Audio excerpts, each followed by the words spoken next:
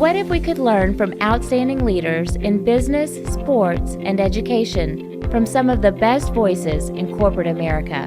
Lighting the Path is a series of interviews with industry leaders whose stories highlight strategies that build purpose-driven cultures, engage and retain top talent, develop drivers that create high-performance teams, and connect people to the vision of your company.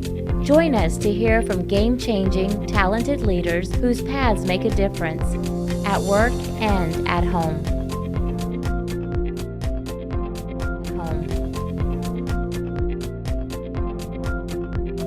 So Mike, in 10 minutes, I told that big customer I couldn't be there. I was sending another amazing woman to make that decision on behalf of the Adecco Group, what we would do with those 3,000 associates. She went, and 10 months later, on the decision that she made, we won Global Supplier of the Year. And then in 10 years today, that's still one of our largest customers. So it told the customer we were deep in leadership. It wasn't just about Joyce Russell. She could send, one of her leaders and be empowered to make that decision on behalf of the company. It told Lauren that I thought that she could make that decision as well as I could have made that decision. She was trusted, as you said earlier, to make that decision. And it just turned out great, Mike. Colin and I are like this. He owns his own company right now. He wants a decision. He always calls his mother for a walk or, advice. And I have to tell you, Mike, I'm really proud that I made the right decision and I chose Coleman over that customer. We still have the customer and have a great relationship with him. Yeah, but there's two choices you made here. One is that work-life balance, right? That's one aspect of it. The second choice, I think, as a leader, that's just as important is you chose to trust Lauren. Yes. That you don't have to be the center of the universe. And as leaders, what I'm hearing you tell me is, Mike, sometimes you got to step out of the way to create a vacuum to allow the people to come who are coming behind you to step in, because that's where they grow. That's where they get affirmation. And sometimes what I've found is sometimes they have a tendency to do things even better than what I was capable of doing. Oh, yes. But you got to make that choice that I'm going to trust you and I'm going to set you up to succeed. I'll be there with you, and you send them out. And I think it's a key aspect, whether you're running a multi-billion-dollar organization or you're an entrepreneur who's got an assistant and a salesperson. What can you do to let them do things that you can do, but give them an opportunity to grow into it? Yes, empower them to do that and give them experiences. One of the things that we've also found at Adecco is that the stickiness comes from experiences, different kinds of experiences. I have a lot of experiences back here behind me, on that wall. And I always say, I got to be in the pictures because of Adecco. So anytime you can give your team an experience, give it to them. Let them go make that speech, be on that panel, go to that ball game, give it to them. I'm so grateful for all the experiences I've had. Yeah, see, what you're describing is my language it's called memorable moments. I like to say I came up with that phrase myself. It actually came from the Houston Texans, which have an acrostic called it's impact. And I forget what the I and the PACT is, but they believe that when you go to a Houston Texans football game, it's not the game is not on the field, it's in the stands. It's the memorable moment that I still remember when I went to the New Orleans Saints with my dad and my two brothers. When I was, I think, a sophomore in high school, it's still burned in my head. Saints didn't win because they didn't win any games back then.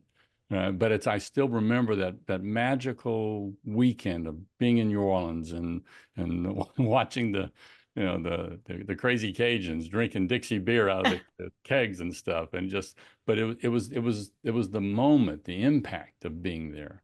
As leaders, I know you believe that your role is to create memorable moments, and that's where the stickiness comes from, to a point whenever they get a chance to experience praise, acclamation, success, or what have you. Yeah, I want to share a couple stories with you on that. Just as our listeners are listening, to always think about how you create those experiences. We had President's Club in New Orleans one year, Mike, and we had a parade we actually had a Mardi Gras parade. People thought they were walking down to a restaurant and all the floats were there and they jumped on the floats and they were going to give out beads and everything. And so I thought, oh man, that was really fun. Or we once had it in Aspen, Colorado, and did a balloons, those hot air balloons, and then a champagne breakfast. I was like, oh yeah, I want to come back to President's Club. This is, what I want to do. We had a woman retire from Adecco once, Mary Lou Rimsky. She ran our franchise organization. And we were going to say goodbye to her as our President's Club that we're having in Disney World. And so I was president at that time. And I said, oh, we got to make this really special for Mary Lou. She spent 30 years here and we all loved her. And she was a time that she wanted to go to the next phase of her life, focused on her grandchildren and everything. And I knew she had a 2-year-old granddaughter that she absolutely adored. So I said, guys, we're going to have Mary Lou come up. She's going to get that bouquet of flowers and we're going to say some nice words about her. And I know she's going to want to say some nice words, but then let's get a Disney princess to come out on the stage and sing When You Wish Upon a Star, because Mary Lou will be in her gown and the princess will be in her gown. And then you guys, let's fly Mary Lou's family in and get her 2-year-old granddaughter in the same princess outfit to come out on the stage. And Mary Lou will be like, oh my gosh. And then let's have Mary Lou's whole family there and let them stay a night or two in Disney after we leave. That's the way we want to leave Adecco one day. We want everyone to see, gosh, if you spend 30 years here, this might be how it ends, which is so awesome.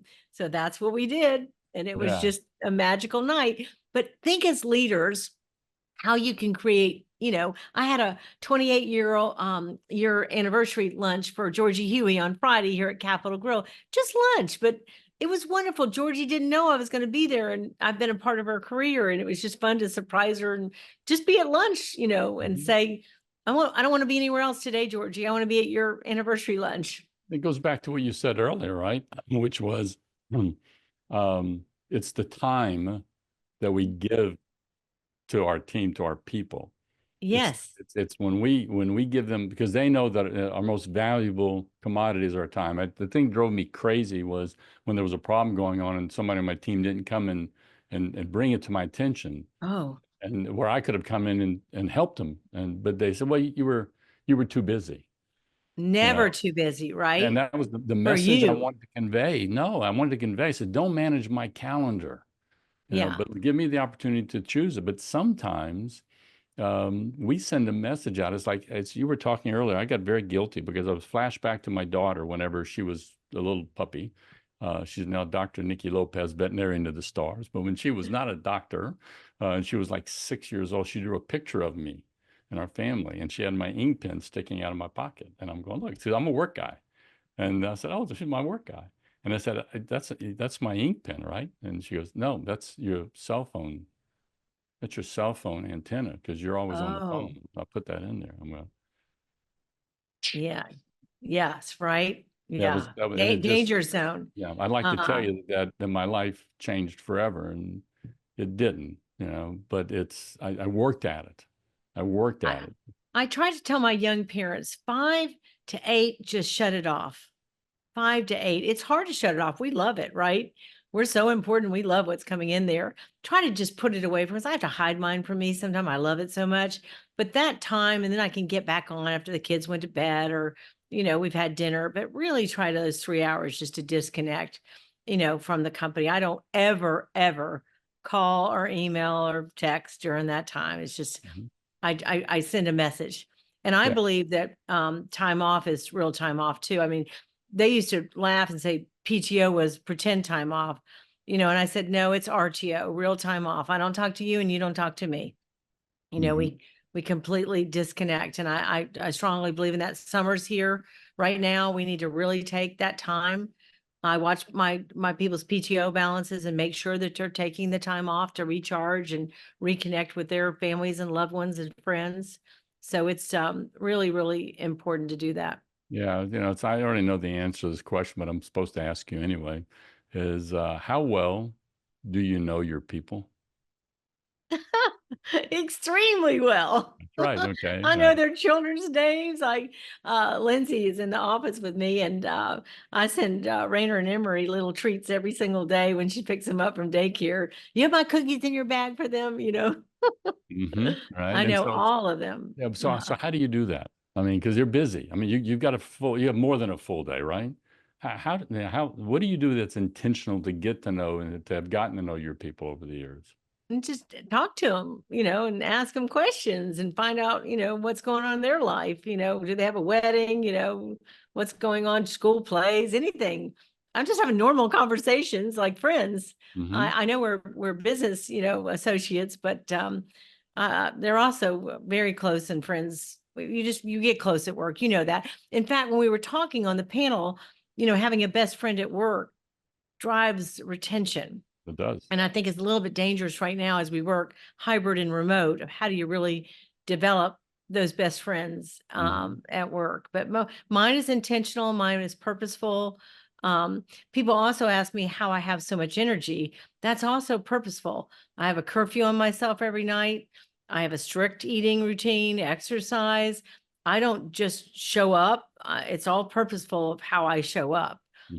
This conversation with you, Mike, was really important to me today. So, I wanted to make sure I had enough sleep last night. David said, we're going to bed early. I said, yes, I have a podcast with Mike Lazunier. We have to go to bed early, so everything's intentional. Yeah. So Preparing I for wanted meetings. I wanted that to come out. I wanted to be your words as me reporting on you, because it's like you have a process, and that what I'm hearing Yes. you say is that the people that work with you, that you're interacting with, there's an intentionality and and the other P word that's coming to me is priority. It's just as important to get to know them as it is for them to go and make a sale, or them to Oh, go totally. and finish a project. And what happens is we have a tendency, if you look at a T-bar, you have the business side and you have the human side. I talk about this a lot with the work we do. And that we have a tendency as leaders to go and drive the business side.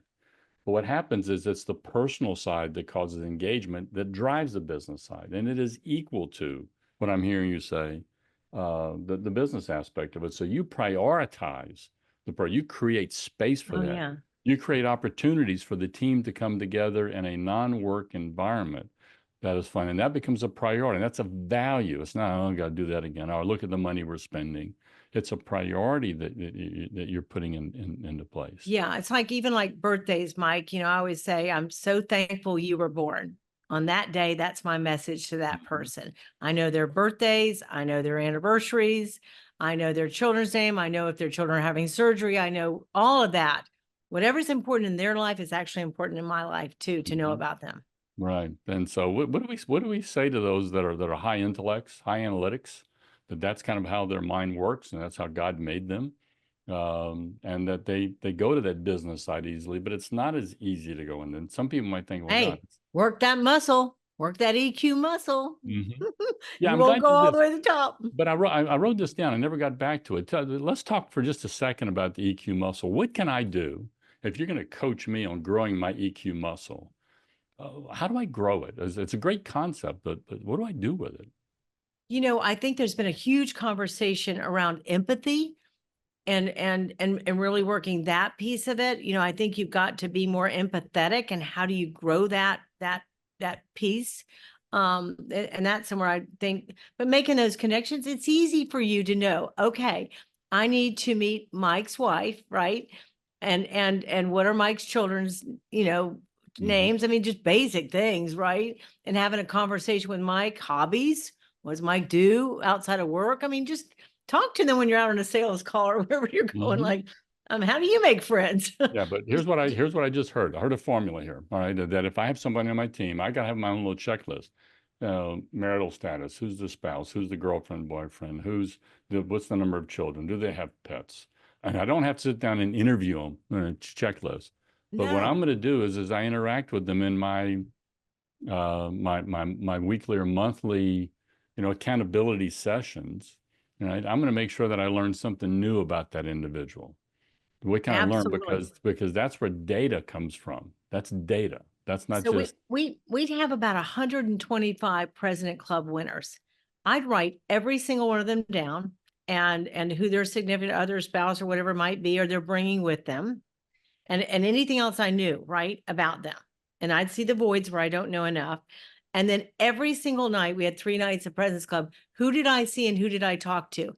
And I would check everyone off, make sure I'd found every single person that I connected with. but that was purposeful. Yeah. You could not sneak into President's Club or out without seeing the president. Mm-hmm. I was That's going right. to seek you out and find you. And so you were going to think that you were the most important person in the company based on my interaction with you. That's Yeah. how connected we would be. But that was purposeful. Mm-hmm. As leaders, do we do that? Make Yeah. sure that we're doing that, or do we just focus on us and laying in the sun or going on the boat or whatever? Mm-hmm. It Yeah. didn't work that way. But there's another thing that I've run into, Joyce, and I'm hearing you amplify loudly to me. It has to do as a leader. A lot of times I get caught up with my role as a leader. My value is what I tell you. And what you just described as my value as a leader is, what do I ask you? What do I Yeah. hear from you? Do I ask you for your opinion as opposed to give you mine? Do I ask you for your idea as opposed to share mine? That increases value. Mike, I don't learn anything when I talk. Yeah. I only learn when I listen. So that's so great. When I had the panel with you at Executive Vision, I was learning from you. I was taking those nuggets from you. I was going to borrow them. I was going to use them. I was going to continue to grow. I think the other thing we talk about the EQ is just that growth mindset. Right now, I don't know enough about AI. I don't know enough about cybersecurity. There are areas right now that I'm continuing to learn. We talk about that middle pillar with women's equality and leadership. I think that we need to really know more in a conversation right now around both those topics. I think that makes us more valuable. So I'm trying to learn everything I can around this AI topic that everyone's talking about. And I'm just trying to continue to have that growth mindset and stay relevant. And you and I talked about that. When you have 30 plus years in the industry, you've got to stay relevant with the technologies that are coming in, with the new way to do business. So I'm constantly thinking about staying relevant and growing and learning. Yeah, man, I love that, because our value as leaders is not what we know, is what can we learn. And the reason for that is that what I believe of the staffing industry and leadership, both of those, in case somebody's listening to this that's not part of the staffing industry, this is true across the board. As leaders, it's your role is problem resolution. That's your role. It's like, if there's no problem, they don't need you. Your problem resolution. And so because of that, you have got to be in a place where you are stepping out in a space a lot of time where you are, I call it, you're above you're below your pay grade. I mean, it's like you gotta watch out for things. But it's how do I can I put myself in a situation where I can learn about something? And the answer is yes. And Mike, when I go to a conference, I try to go to the sessions I don't know something about. They're not comfortable for me. If you talk about people, HR, I could go there and I could probably be on that panel or teach that. I try to go where I don't know something. And I meet new, interesting people and I learn something interesting. I got very fortunate to attend the World Economic Forum for 6 years on behalf of Adecco. I went to Davos, Switzerland, and man, was I learning when I was in Davos, with some of those world leaders and individuals and topics. And I always went to something I didn't know about and came back smarter, richer, higher. I was using an EQ muscle really there to learn, to make my IQ, a little bit better, or my technical expertise a little bit better. Yeah. So what you're doing is you're building a culture where people watch you put yourself in situations where you can learn and grow. And that creates a culture that encourages others to do the same. Because what happens is, I've studied the adult learner now for about 15 years because of the work I do now. And we've learned that as adults, we learn best, as I like to say, most bestest. We learn best from mimicry. In other words, watching and then going and doing. Whether you're an auditory learner, was it auditory or visual? Okay, it doesn't matter, but you learn best through mimicry. And as leaders, we have to understand the people that are choosing to follow us are watching everything that we do. Yeah. One of the last things I want to share with you, Mike, as we are getting ready to wrap here in the next few minutes, is one of the other ways I believe that I was very successful is having a high sense of urgency. So when David asked for my hand in marriage, my dad was a farmer. So he comes home from work. He's going to have just a few minutes, shower and dinner and go to bed. So when David was in the house, I said, go quick, because he had the ring and I wanted the ring and everything.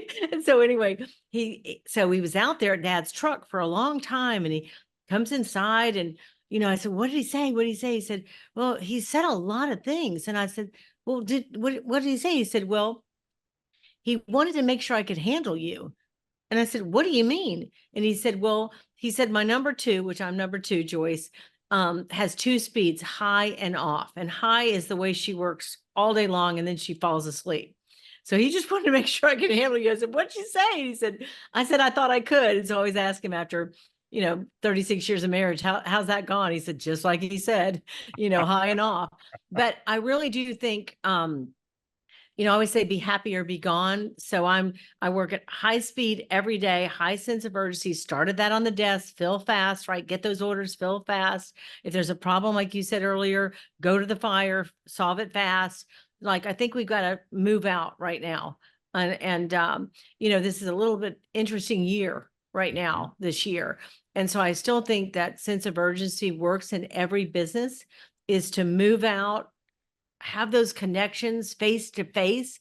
I still think that's really important. If you can, this is how you really develop a relationship, is face to face and not just in the house. I think that I just read last night in the Wall Street Journal that loneliness is at an all-time high right now by too many people being completely remote and no human interaction. So those of our listeners, if you have the opportunity to be out, to meet people, to get back in our communities, we've got to do that. I think it's going to really help our mental health right now. Yeah, I love the fact that you chose that. You're trying to help me wrap things up here, because I told you, I said we need to block like a morning, because this is too much fun. I hope you invite me again. We will. We definitely will. This is, I got pages of notes. We didn't touch hardly any of them. But the one topic that I had left was that it's to operate as a leader from a sense of urgency. And I think also the reason I wrote that note down is that how do we hire people who also have a sense of urgency? Because what happens is if it's the team has to have that. You have to build that into the culture of the team. It's a do it now mentality. That's why if you look at the book I'm writing over here, it's called Move the Ball. All right. That's my next book that's coming out. It has to do with, as a leader, I want people to take that and own that. I got to move the ball. I got to move the ball, as opposed to maybe later. How do you hire for that? Couple things. One is my husband's a girls basketball coach. And so he always says to his team, next play. If they didn't make that basket, next play, let's go. Right. Don't even think about it. Let's move on. I have some secret interview questions that I asked to learn about individuals. And a couple of them are, give me a success story before the age of 18. Why? I saw that. So why 18? Where did that number come from? I think a lot of it is in your childhood. Did it start early? Did you play a band instrument and have stick-to-itness? Did you sell Girl Scout cookies? And I want to see the pattern earlier than 18. Did it start early? The other question I asked Mike, I ask a question that's actually hard to understand the question, because I want to see how well they are at listening. So I asked the question, when have you last stepped out of your own lifestyle wishes and preferences to accommodate the wishes and preferences of someone else? And that question is about, will you be inconvenienced? Because when I was in a branch and we would be ready to close the office at 5 on a Friday, and Carowinds, which is our big amusement park, would give us an order for 50 people at 4:30, I wanted those people to be, yes, we got those orders. Yes, we're going to fill them fast. We got a pipeline of talent. So I wanted them to understand in our business, especially the staffing business, contingent labor, many times you're helping a customer with a situation that they need more people to get a job done. And I wanted happy people to get that job done. So I was very purposeful in my behavioral interviewing questions. I wanted them to tell me stories, and I wanted them to give me examples. So they could do that around sense of urgency. They could do that around, being comfortable in a situation. They could do that around a sales. But I hire slow and I fire fast, meaning that I'm going to date you and make sure you're going to be a good fit, so you stay with the organization. And then if you're not, we'll have a nice transition conversation that maybe something happened on either side that's not right. Yeah, that's powerful, because the other part has to do with can they be inconvenienced? But I also love that question from the standpoint, it helps you to be able to find, is somebody willing to look at life through somebody else's eyes, not just their own. Yes. Which if you're offering anything that's team oriented, I got to look at things through my teammates, my clients, my boss, my family. Or am I a narcissist when everything centers around just my comfort? Because we don't grow when we're comfortable. We No, don't put the cherry on top if we're no. just trying to be comfortable. We don't do the extra if we're just trying to be comfortable. So that's a powerful message. Joyce, this has been amazing. I looked at this, and the importance of this discussion today had to do with dimming. What I mean by that is dimming in the 60s came in with quality, right? And that became the driving force. And then if you look back, another generation came in, the automobile industry gets massively impacted by the Japanese whenever they came in. And what they brought in was efficiency. Yeah. How to do efficiency and drive that. EOS has come in and looking at processes and systems and rocks. Well, today's secret sauce is the subject you and I have been talking about, which is engagement. It's connection. It's communication.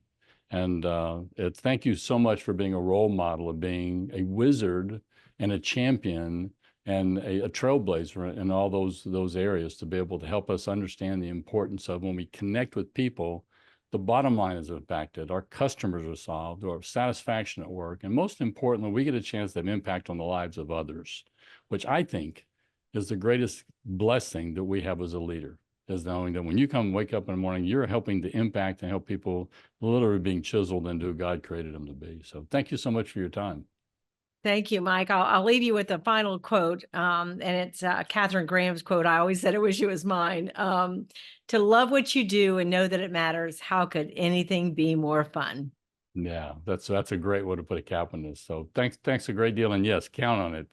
I'm putting on the next quarter, I'm reaching back to you. We're going to continue this. This is too much fun. So Sounds good. I loved it. Thank you, Mike. Thanks.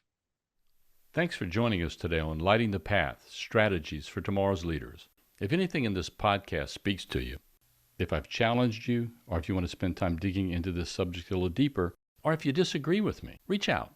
My contact information is on our website, lightingthepath.net, or email me at mike@mikelejeune.com. Also, look for me on LinkedIn. I'd love to connect our networks. Keep lighting the path for those who choose to follow you. It's more than a responsibility. It's an honor.